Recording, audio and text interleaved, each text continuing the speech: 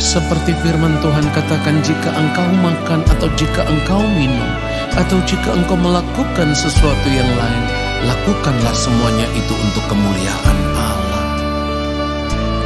Kesempatan hidup yang Tuhan berikan, ku mau pakai memuliakan Tuhan, melayani, mengasihi sesama seperti Bapa mengasihiku.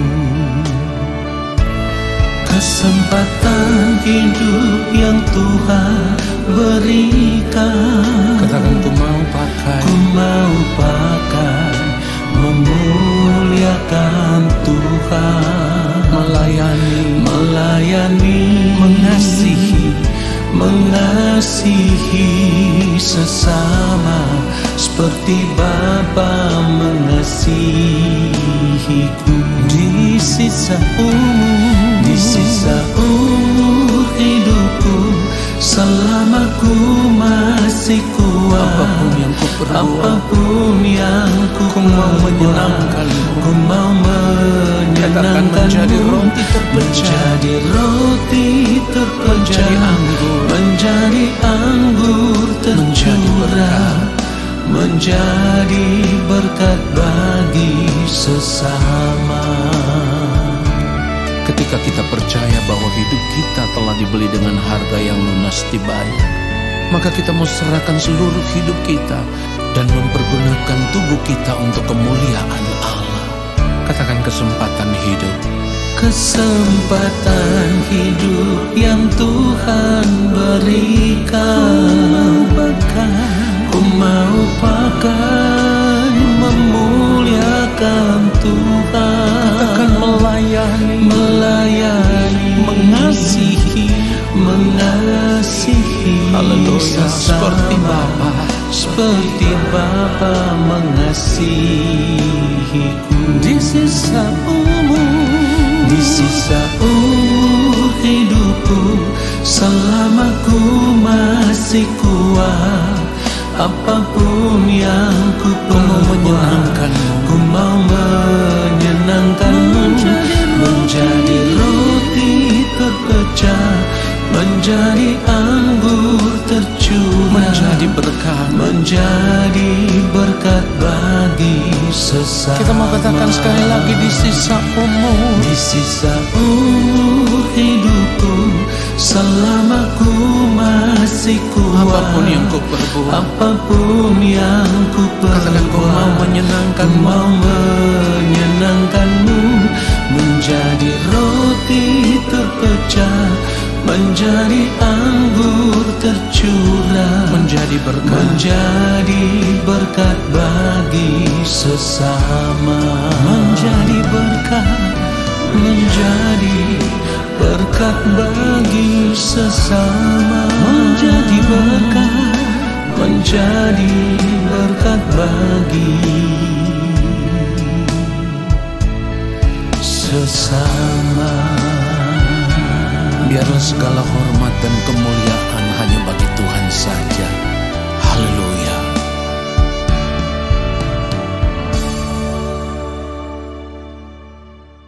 Mari kita siapkan hati kita untuk menerima kebenaran firman Tuhan saat ini. Mari kita berdoa. Bapa yang Maha Mulia, kami rindu mendengarkan kebenaran firman-Mu saat ini. Berbicaralah bagi kami ya Bapa. Roh Kudus Tuhan, belas kasihani kami, buat kami mengerti akan kebenaran firman-Mu. Lalu kami mau hidup seturut firman-Mu ya Tuhan. Di dalam nama Tuhan Yesus Kristus kami berdoa. Haleluya. Amin. Saudaraku yang dikasihi oleh Tuhan Yesus Kristus, kita akan melihat kebenaran firman Tuhan. Yesaya 55 ayatnya yang ke-8. Sebab rancanganku bukanlah rancanganmu, dan jalanmu bukanlah jalanku. Demikianlah firman Tuhan. Saudaraku yang dikasihi oleh Tuhan Yesus Kristus, Kalau kita benar-benar mengaku percaya kepada Allah di dalam Tuhan Yesus Kristus, berarti kita harus mau untuk tetap berada di jalan Tuhan, untuk tetap hidup di jalan Tuhan, untuk tetap hidup melakukan semua kehendak Tuhan. Sebab di jalan Tuhan itulah kita dibentuk, di jalan Tuhan itulah kita diubah, di jalan Tuhan itulah kita dibaharui.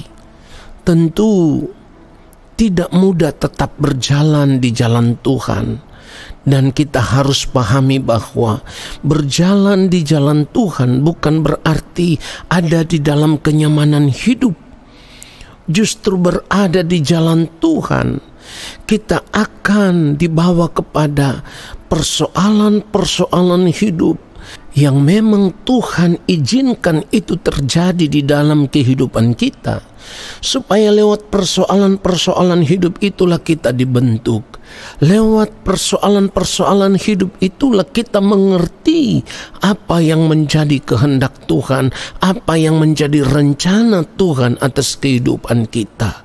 Tetapi kita harus tetap percaya bahwa setiap rencana Tuhan, setiap rancangan Tuhan itu mendatangkan kebaikan bagi orang-orang yang mengasihi Dia.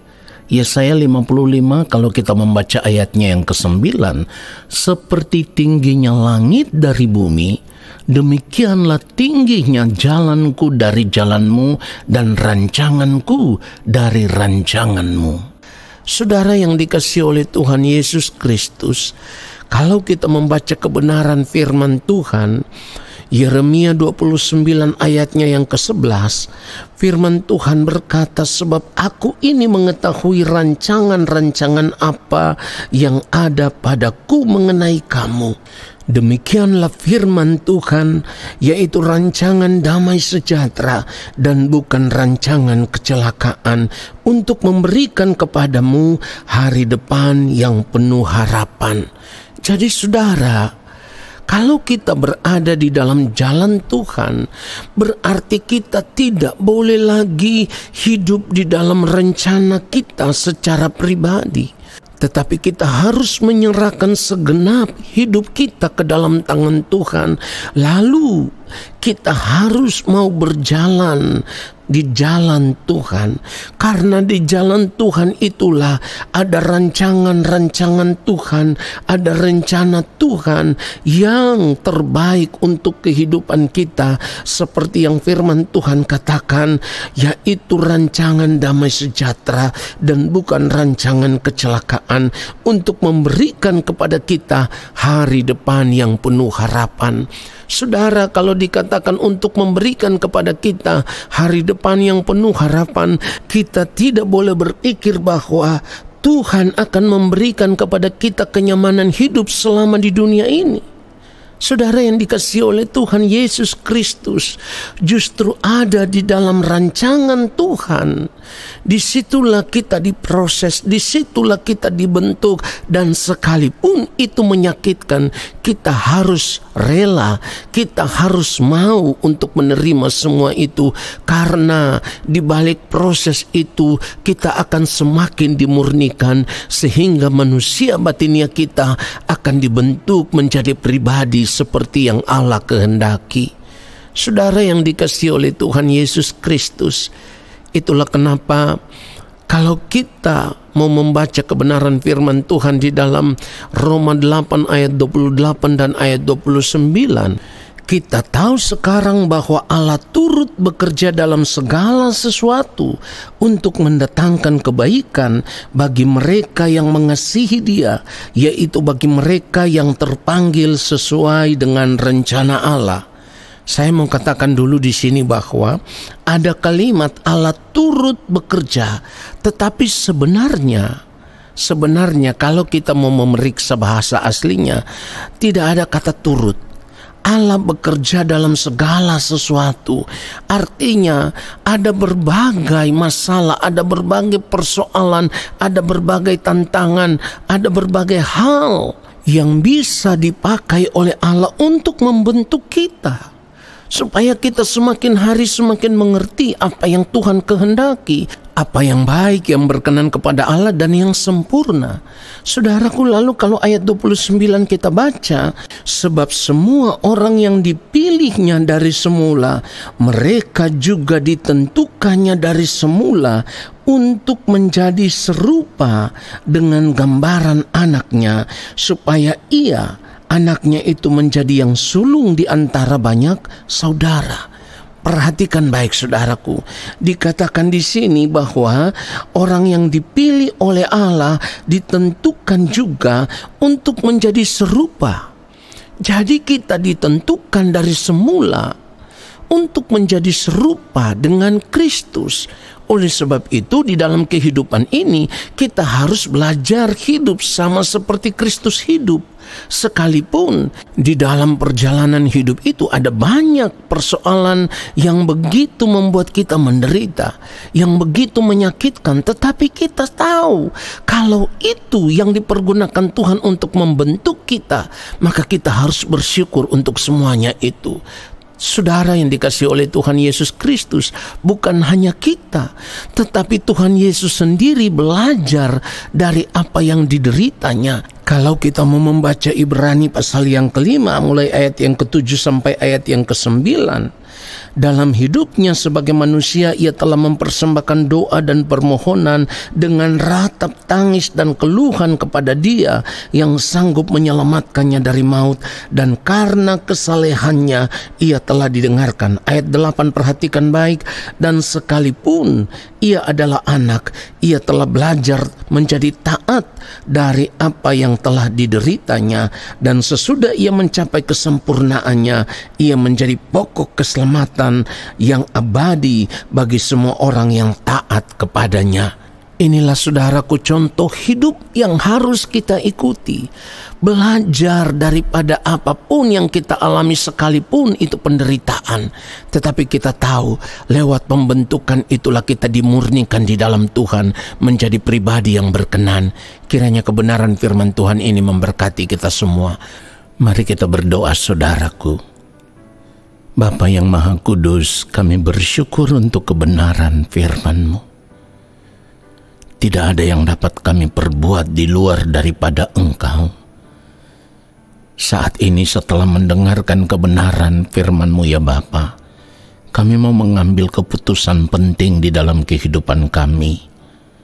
Kami mau berkata kepada Bapa, perbuatlah kepada kami sesuai dengan apa yang Engkau pandang baik bagi kami. Lalu Roh Kudus Tuhan akan memimpin kami, supaya kami mau memberi diri untuk hidup di dalam pimpinan Roh Kudus, hidup di dalam rencana Tuhan, hidup di jalan Tuhan, supaya di sepanjang sisa umur hidup kami mau taat sama seperti Kristus, hidup hanya untuk melakukan kehendak-Mu ya Bapa, sampai di ujung nafas hidup kami yang terakhir. Di dalam nama Tuhan Yesus Kristus, kami bersyukur untuk kebenaran firman Tuhan saat ini. Saat ini kami semua mau mengangkat tangan di hadapan Bapa di sorga. Kami percaya Allah Bapa di sorga akan menurunkan tangan dan memberkati kami semua. Turunlah atas kehidupan kami segala berkat kasih karunia daripada Allah Bapa di sorga. Rahmat cinta kasih yang berlimpah-limpah dari Gembala Agung yang mulia Tuhan Yesus Kristus, di dalam persekutuan yang manis dengan Roh Allah yang kudus, menyertai langkah hidup kami dan memberkati kami sekarang dan sampai selama-lamanya. Amin.